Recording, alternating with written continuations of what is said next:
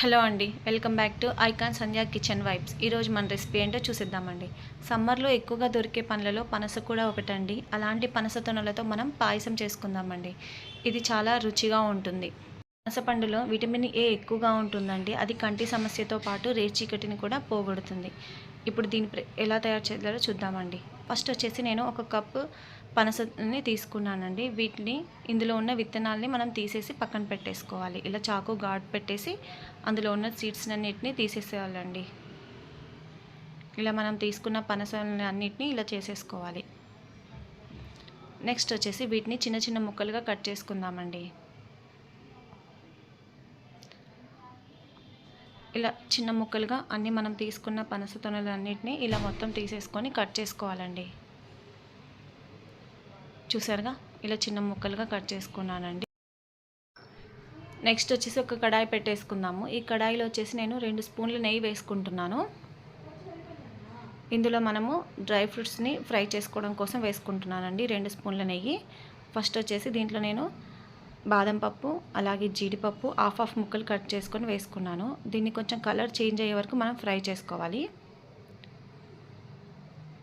ఇప్పుడు నెక్స్ట్ వచ్చేసి ఇందులోనే కొన్ని కిస్మిస్ వేస్తున్నానండి. దీన్ని కూడా కొంచెం కలర్ చేంజ్ వరకు ఫ్రై చేసుకొని ఇప్పుడు మనం తీసి ఒక బౌల్లో పక్కన పెట్టేసుకుందాం. నెక్స్ట్ అదే కడాయిలో మనం కట్ చేసి పెట్టుకున్నాం కదండి పనసలని, అది అందులో వేసేసి ఫ్రై చేసుకోవాలి. ఆల్రెడీ పనస ముక్క అనేది కొంచెం మెత్తగానే ఉంటుందండి, కానీ ఈ గీలో మనం రోస్ట్ చేయడం వల్ల అది ఇంకా బాగా టేస్టీగా అవుతుంది. అందుకోసం నేను దీన్ని బాగా ఫ్రై చేస్తున్నాను. ఇప్పుడు మనం దీన్ని 2 పార్ట్స్గా డివైడ్ చేసుకుందామండి. 1 పార్ట్ వచ్చేసి నేను పేస్ట్ లాగా చేసుకోవడం కోసం దీన్ని ఒక మిక్సీ బౌల్లోకి మార్చేసుకుంటున్నాను.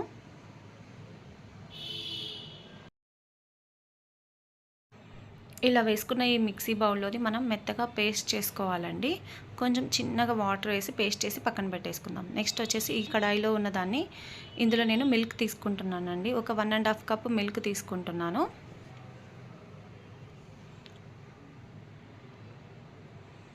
ఇప్పుడు ఈ పాలల్లోనే మనం ఈ పనస ముక్కల్ని బాగా ఉడికించుకుందామండి. నెక్స్ట్ వచ్చేసి ఇందులో నేను షుగర్ తీసుకుంటున్నానండి. ఆల్రెడీ పనస అనేది స్వీట్గా ఉంటుంది, అందుకోసం నేను 1.5 కప్ మిల్క్ వచ్చేసి 1/3 కప్పు షుగర్ తీసుకుంటున్నాను.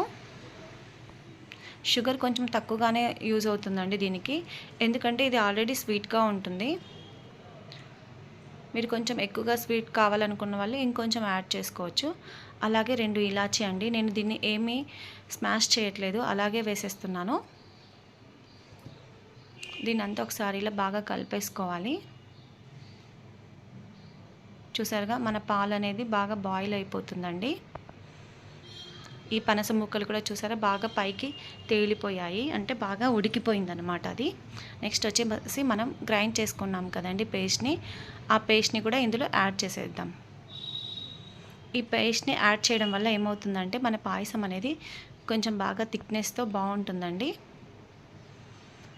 డైరెక్ట్గా అలా ముక్కలు కొన్ని వేసి ఇలా కొంచెం పేస్ట్ చేసుకోవాలండి మిగతా వాటిని, అప్పుడు చాలా టేస్టీగా ఉంటుంది.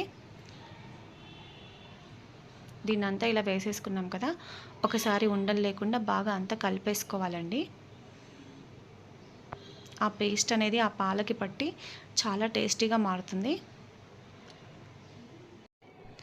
ఈ పనస పండును వచ్చేసి షుగర్ పేషెంట్స్ కూడా తీసుకోవచ్చండి.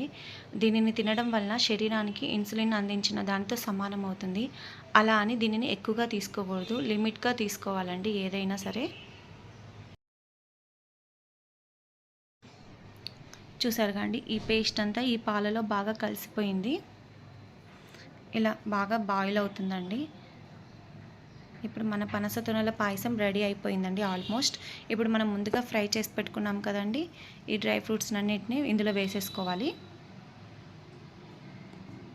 పనస పండుతోనే కాదండి, కాయతో కూడా కర్రీస్ చేసుకోవచ్చు, అలాగే బిర్యానీ చేసుకోవచ్చు. మీకు తెలుసుగా అండి, పనస బిర్యానీ చాలా ఫేమస్. అలాగే ఇందులో ఉన్న సీడ్స్ని కూడా మనం కాల్ చేసి స్నాక్స్గా కూడా యూస్ చేసుకోవచ్చు అండి. సరిగా అండి, మన పనస తొనలతో పాయసం రెడీ అయిపోయింది. ఇప్పుడు దీన్ని ఒక సర్వింగ్ బౌల్లోకి మార్చేసుకుందాం.